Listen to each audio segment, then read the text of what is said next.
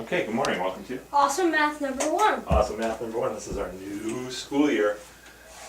So, I gave you a couple choices of things that we could do this year. We could keep going in the pre-calculus book like we did last year. Yeah. We could keep going with the counting and probability that we were doing this summer, which was pretty fun, right? Yeah. Or we could do number theory. And you picked? Number theory. All right. Introduction to number theory. So, do you know what number theory is? Not really. How come you picked it? Well, it sounded fun. Sounded fun? Okay. So in number theory, we're going to learn lots of neat things about Numbers. numbers. Yeah, we're going to learn about primes. We're going to learn about factoring. A lot of stuff you know a little bit about. We're going to learn it just a little bit more in depth. What do you know about primes, for example? Well, the primes are only divisible by itself in 1. They're only factored by itself in 1. Right, prime number is a number that's only divisible by itself in 1. Okay, and what are some examples of prime numbers? Like 2 is the only even. Okay. And then the list goes then 3, 5, 7, 11, 13, and so on. Good job. All right, so you wanna see an interesting number theory question on how we can build up on some stuff? Yeah. Okay, do you know what factorials are? Yeah, you just put an exclamation in. So like 10 factorial equals what? 10 times 9 times 8 times 7 times 6 times 5 times 4 times 3 times 2 times 1. Okay. So 10 factorial is 10 times 9 times 8 times 7 times 6 times 5 times 4 times 3 times 2 times 1, right? Yeah, so it's basically that number times all the numbers down to 1. All the integers Yeah. down to 1. Because there's lots of numbers. There's numbers in between, right? Yeah. Like, what's the number in between 10 and 9? 10, maybe 9 and a half. 9 and a half. And Okay. there's infinite numbers between these two. Yeah. So there's a couple interesting questions we could ask about this. Like, we don't know what this number is because this multiplication would take a long time to work out, right? Yeah. So do you think 10 factorial is divisible by 11, for example? Well, it doesn't have an 11 in it.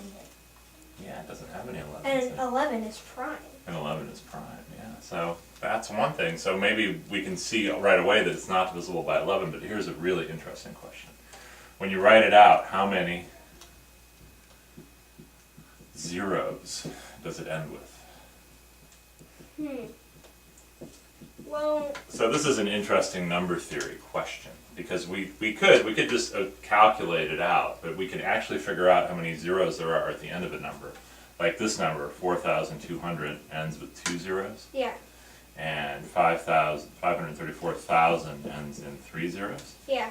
The factorials, once they get big enough, always end in some number of zeros.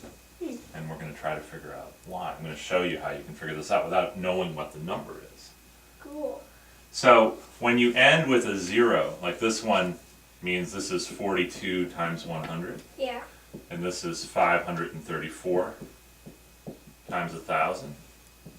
Right? Yeah. So if something ends in a 0, we can split it up into a power of 10 and some other number that's not a power of 10. Yeah. Okay. So maybe in this case you could split it up into 10 times 9 factorial. Ah, very interesting observation. So we get 10 times 9 factorial. So maybe that is 1 0, but the only problem is maybe this is divisible by 10. We're not sure, right? Is 9 times 8 times 7 times 6 times 5 times 4 times 3 times 2 times 1 divisible by 10?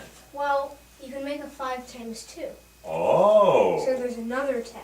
There's another 10. So that makes it 100. Okay, so it's 100, it's 10 times 10 times 8 times 7 times 6 times 4 times 3, right? Because we took that 2 and we took that 5. Now are there any more zeros that you can make? Are there any 10s hiding in here? Well, none of these numbers, none of the numbers are divisible by 5. None of the numbers here are multiples of 5. Yeah, there's no 5s. Lots of 2s. Yeah. In order to make a 10, we need a 2 and a 5, right? Yeah. Lots of 2s. There's 2s in here, 2s in here, 2s in there. But there's no 5. No 5s. So how many zeros are at the end of 10 factorial? There's 2. We don't even know what the number is. Whoa. But we figured out how many zeros were at the end of it. That is really neat. Yeah? Alright. It's gonna be fun. I'm probably do this for a couple months. This book has, I did this book with your brother. It has like 6 or 7 really cool chapters, and then it gets a little hard. And after that, and so we'll probably stop there and come back to it later. Okay. Maybe next summer actually. We'll do that as our fun summer project. Yeah. All right. Good job this morning, sweetie pie. Good job.